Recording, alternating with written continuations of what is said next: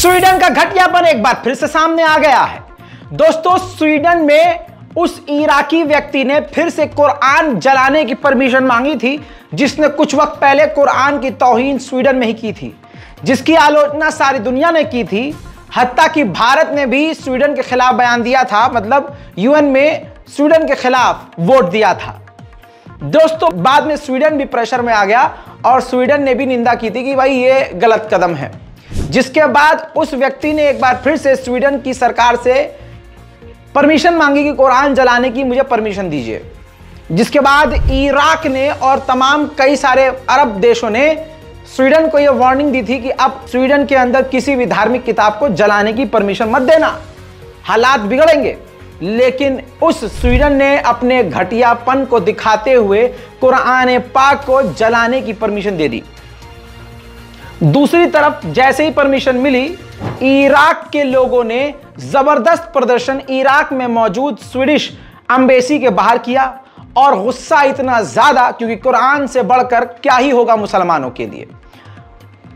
इतना गुस्सा आया लोगों को कि इराक के लोग स्वीडन की एम्बेसी में घुस गए और आग लगा डाली। देखिए,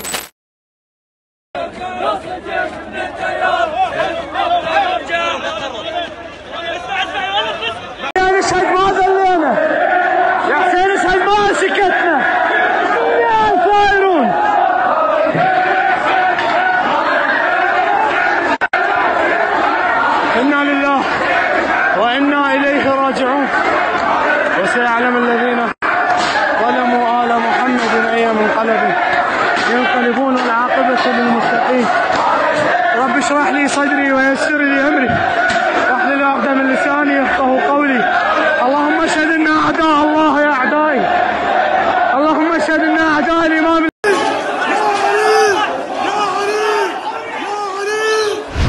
दोस्तों, इसके बाद स्वीडन ने और कई देशों ने, जैसे अमेरिका है और भी कई देश हैं, निंदा करी तुरंत कि नहीं ये तो स्वीडन के साथ गलत हो गया। अरे भाई, गलती तो तुम होने दे रहे हो। तुम किसी भी, मैं तो कुरान की बात ही नहीं कर रहा, आप किसी भी धार्मिक किताब का अपमान होने ही क्यों दे रहे हैं। इधर स्वीडन की एम्बेसी में आग लगाई गई, उधर परमिशन मिल चुकी थी। उस हैवान ने कुरान पाक के साथ जो तौहीन की है, एक बार फिर से मैं आपको दिखाऊंगा। दिल को मजबूत कीजिए और ये विजुअल देखिए। ये मत कहिएगा कि कमेंट में रजा भाई आपको नहीं दिखाना चाहिए था। नहीं, जो सच हो रहा है, जो दिख रहा है, आपको देखना होगा, क्योंकि आप अगर मुसलमान हैं, अगर इंसान भी हैं, तो आपको जुल्म होते हुए देखना है, तभी आप जुल्म के खिलाफ शिद्दत से बोल पाओगे।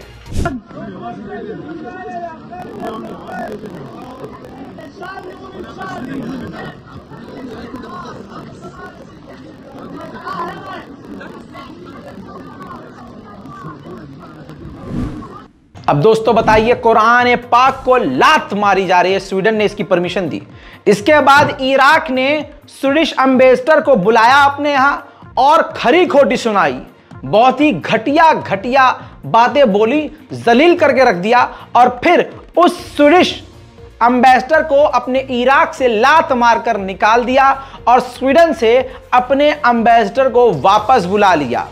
अब जो स्वीडन के अंदर दोबारा से कुरान की तौहीन हुई, इसी मुद्दे पर तुर्की, सऊदी अरब, ईरान और पाकिस्तान और जैसे जैसे और ऐड होते रहेंगे मैं बताता रहूंगा। अभी फिलहाल ये 4-5 देशों ने खुलकर स्वीडन की निंदा की और कहा कि यह घटिया कदम है स्वीडन का। इसके बाद दोस्तों यूएन आगे आया।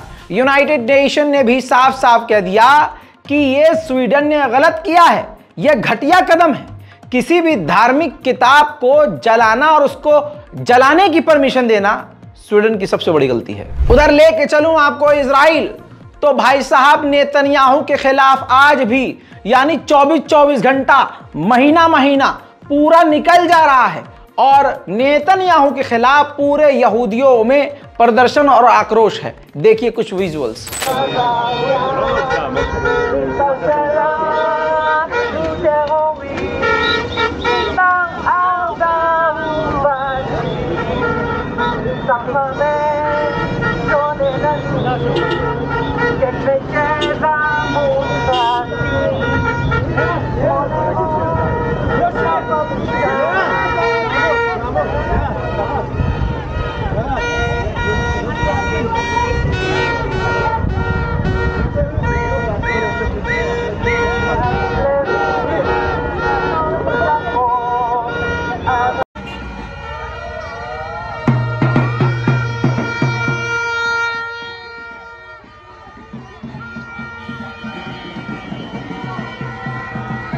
अपने खिलाफ जबरदस्त प्रदर्शन को लगातार बढ़ता और बढ़ चढ़ कर होता देखकर अब नेतन्याहू को बोलना पड़ रहा है। नेतन्याहू सामने आया और बोला कि यह सब कुछ गलत है, विरोध करना ही नहीं चाहिए। ये सब जो प्रदर्शन कर रहे हैं इसके पीछे विरोधियों का हाथ है, दूसरी पार्टियों का हाथ है जो बातचीत ही नहीं करना चाहते। इजराइल के फॉरेन मिनिस्टर फ्रांस पहुंचे थे और उन्होंने फ्रांस से कहा कि लेबनान से और हिजबुल्लाह से जो हमारा बॉर्डर का टकराव है उसको सॉर्ट आउट करवाइए। फ्रांस तैयार हो गया है। फ्रांस ने कहा है कि हम आपका ये मैसेज लेबनान और हिजबुल्लाह तक पहुंचा देंगे। अब एक बड़ी खबर आ रही है, अमेरिका की गवर्नमेंट को नेतन्याहू ने कहा है कि जो फिलिस्तीनियों का मकान तोड़ रहे हैं यानी जो सेटलमेंट कर रहे हैं हम उसको बंद कर देंगे, रोक देंगे। लेकिन जब ये मीडिया ने बात पूछी कि हाँ आप सेटलमेंट रोकने वाले हैं, तो नेतन्याहू ने इनकार कर दिया कि नहीं, हम कोई सेटलमेंट नहीं रोकेंगे। इजराइल की एक बड़ी खुफिया एजेंसी शैन बेट ने ऐसी बात कही है कि आपका दिल एकदम हरा भरा हो जाएगा। इजराइल की खुफिया एजेंसी ने बताया है कि इजराइल गृहयुद्ध के कगार पर खड़ा हुआ है। कभी भी इस इजराइल के अंदर गृहयुद्ध छिड़ सकता है जो इजराइल की तस्वीर को बदल देगा। मोरक्को को खुश करने के लिए वेस्टर्न सहारा के इलाके को इजराइल ने मोरक्को घोषित कर दिया। मोरक्को खुश हो गया, उसकी लह गई भैया। मोरक्को के बादशाह ने इनवाइट कर दिया नेतन्याहू को।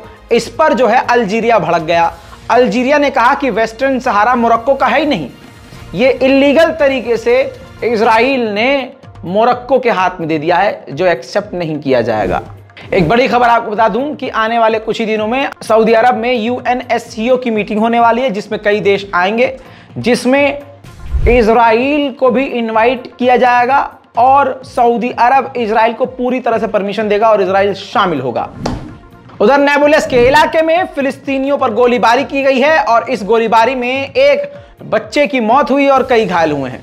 जैसे मस्जिद अल अक्सा में घुसकर यहूदी अपने भगवानों की पूजा कर रहे हैं ताकि साबित कर सके दुनिया को कि नहीं ये मस्जिद नहीं हमारा है, ऐसे ही फिलिस्तीन की सरजमीन पे कैथोलिक चर्च भी है जो काफी पुराना है, सदियों पुराना है, ईसाइयों का गिरजाघर।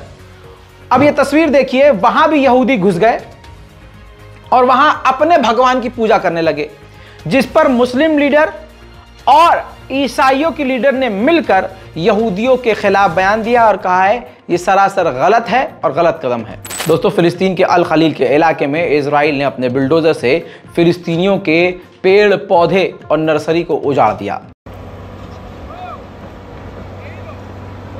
This Israeli bulldozers now that the army brought in and invade the village of Taibi in the north of Hebron, damaging this fields of olive trees and grape fields.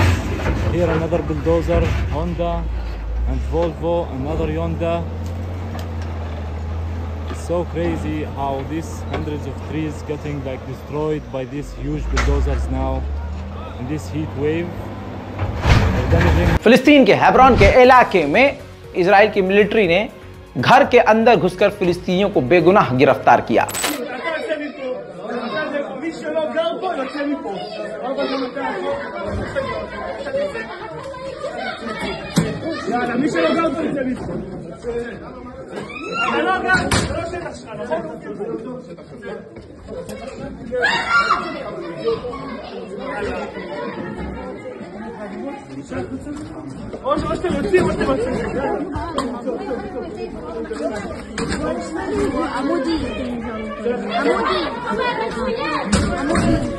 अब इन तमाम आतंकी घटनाओं को जो इजराइल की तरफ से की जा रही है रिकॉर्ड करने के लिए जब मीडिया वहां पहुंचता है तो मीडिया के ऊपर भी फायरिंग इजराइल करता हुआ नजर आ रहा है। स्मोक ग्रेनेड देखिए।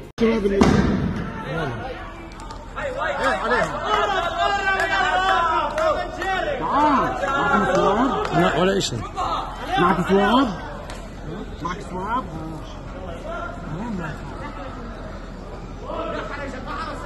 هذا شوي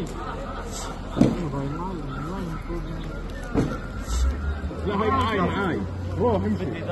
वहीं ईरान ने अमेरिका की ऑयल कंपनियों को धमकी दी है कि अगर हमारे तेल पर नजर डाली और हमारे तेल को निकाला जो अमेरिका ने सीज किया है तो हम एक एक को चुन चुन कर उनसे बदला लेंगे। बड़ी धमकी ईरान की तरफ से। वहीं यूरोपीय यूनियन ने ईरान को तगड़ा झटका दिया है और पाबंदियों को बढ़ा दिया, ये इल्जाम लगाकर कि रशिया और सीरिया को हथियार दे रहा है ईरान। अजरबैजान की सरकार ने जानकारी दी है कि आर्मीनिया एक बार फिर से बदतमीजी पे उतर आया है और हमारे इलाके में इलीगल एक्टिविटीज लगातार कर रहा है। टकराव की स्थिति कभी भी बन सकती है। अमेरिका को चाइना के द्वारा ऐसा झटका लगा है कि मुंह नीला पीला हो गया है। चाइना में अमेरिकी एम्बेसडर जो मौजूद हैं, उनकी ईमेल आईडी चाइनीज हैकर के द्वारा हैक कर ली गई और तमाम जानकारियां अब चीन की सरकार के पास है। इस पर अब बवाल शुरू हो चुका है और याद रखिएगा, इस पर और बड़ा बवाल होगा। ये थी मिडिल ईस्ट की तमाम बड़ी बड़ी खबरें जो सिंपल और आसान भाषा में मैंने आपको दे दी हैं। अब इस जानकारी के बदले सिर्फ आपको यह करना है कि हमारे चैनल को सब्सक्राइब कर देना है और वीडियो को लाइक कर देना है, नीचे कमेंट कर देना है और दिल करे तो दुआओं में हमको याद रखना है। मैं हूं रजा और आप देख रहे थे रजाग्राफी। जय हिंद।